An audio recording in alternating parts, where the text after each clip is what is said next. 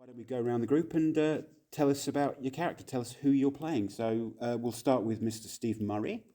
Who are you? I'm playing George, who's the older married man who lives in the house. He's married to Martha, who's the daughter of the president of the university. And, well, George is a bit of a disappointment, really, to lots of people. But he Typecasting, Steve. and, A university lecturer who's a bit of a disappointment. I mean, where's that come from? No idea. Yes, and this is the cause of problems, ructions, friction with his wife, and he's just not a very ambitious person, really. Is he a disappointment to himself, or is he just to the people around him? No, I think the way I look at it, George is quite happy in his own little world. He's settled for it, hasn't he? Yeah. He's found his little rut, and that's what's working for him. He's quite happy with it, and he's fine. If only it wasn't for his wife. She thinks he's a flop in more than one department as well. No, Mitch. Indeed. He gets sued by Kenneth Williams. Probably not, actually. So then we have Lorraine Taylor, who is playing... Martha. I'm playing Martha, who is discontent with her life. Yes, married to George. White old slapper. Thank you. And yes, she's not happy. Well, she's quite a party animal. She wants she's the life and soul of the party. But she brings the party back to the house, and it's really when everyone really should be tucked up in bed. But she was married to George expecting more to come from the marriage. She has an awkward relationship with her father, I think. Her father is important. He's the president of the college, and she wants to live up to his expectations by marrying George, hoping that George would take over the college or be somebody important. But that hasn't happened, and she feels very let down by that.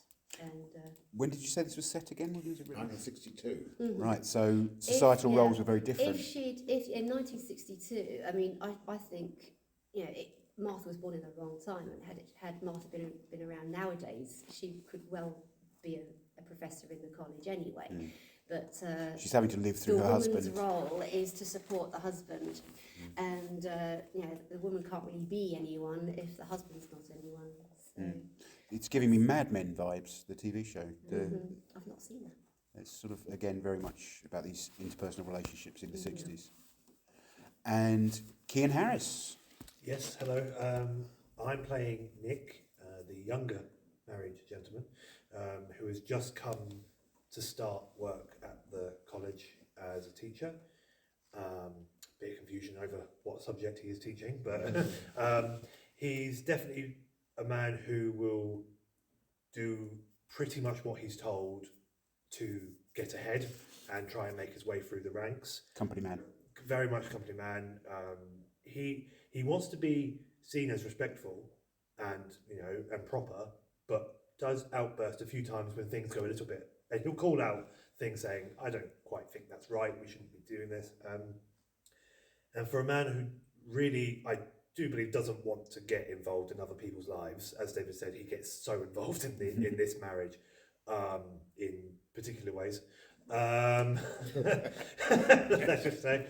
Yeah, having seen the piece of rehearsal, there's definitely ways he's getting involved, yeah. Yes. It is quite a different character for me to play. I mean, I've played in the past mainly the best friend, the sidekick. I like to come on, get a few laughs, and go away again. And then I've played some not very nice characters, but nothing bad. Just a guy who probably thinks a bit too much of himself. This is a character that is very different to what I've played in the past. He seems quite timid and not really wanting to speak out, but then when he's backed in a corner, he can get quite cruel. And there is stuff revealed in the play that I do feel shows he's definitely a man of the time. The values that he's kept. And I'm not the biggest fan of him, but I don't think you're meant to be. But I I think by the end of it, you might want to feel sorry for him in certain places. I don't know if David could agree with that, but you're trying, but he makes it very difficult to feel sorry for him. I think with characters like that have that level of complexity to them, I think it is quite important for as an actor to find a way to make them make sense, isn't there? Because in a play like this that's about real relationships and people and interaction, it's not panto. The person that is on stage, the character that's on stage, has not arrived there fully formed. You're like a certain way for a certain reason, aren't you? So, yeah, it's been quite difficult not to make it a caricature of just a snobby young man who's trying to make his way through life. And like where he does get a bit angry, not to make it so over the top that it is, like I said, just you kind of look at it going, oh, okay, but not. I want you to feel when you hear some of the lines that I come out with, like, oh, I don't like this guy. yeah. I mean, I'm not saying you have to like them, but I think you have to understand them, don't you? Yeah. To go. I mean, I remember when I was doing Frankenstein with David years ago, I was playing the creature. And David's main complaint was that I seemed to like the character too much. and I was too sympathetic towards him whilst I was murdering children on stage. But you have to find a reason for the people to be like they are, don't you? It's There is a good reason for him. Yeah. One good reason in his life for him to be quite dissatisfied. Yeah. Dissatisfied. To be who he is. Yeah, discontent and imprisoned in a way. Absolutely. It's good to have these challenges, though, isn't it? It's a bit of a Yes, stretch. as I said, it's been that extra step that I haven't had to take before, and it's definitely been interesting, and I really think it's going to look exciting, but also, as David said, like you're going to go on a roller coaster of emotions, and it's going to be fun. It seems quite layered. Yeah. Now we have Emma Cracknell, who's I think it's only your second role. Is that the stage, isn't it? Yes, Was it? Yeah, it you were in is. Snake in the Grass Yes. last year, was it? This time last year, Yeah, this yeah. time last year. And who are you playing? I'm playing Honey, who is Nick's wife, and I think she's very much playing the role of a young professor's wife. And I think, to be honest, I think they're all victims to some extent of the cruel games that are going on. But I would say Honey is probably, I think the one that you feel sorry for the most. She's the least in control, would you say? She's not in control at all. She tries to take control at certain moments in the play, but no, she's not in control. I think she's, she's referred to as a bit of a simp. I don't think she's as stupid as people think that she is. I think she just would prefer to kind of be a little bit ignorant to what's going on. So yeah, you should definitely feel sorry for Honey. She's the butt of most of the jokes, particularly from George. As soon as she walks in the door, she's under attack. She's the most vulnerable. She is really, really vulnerable. Yeah.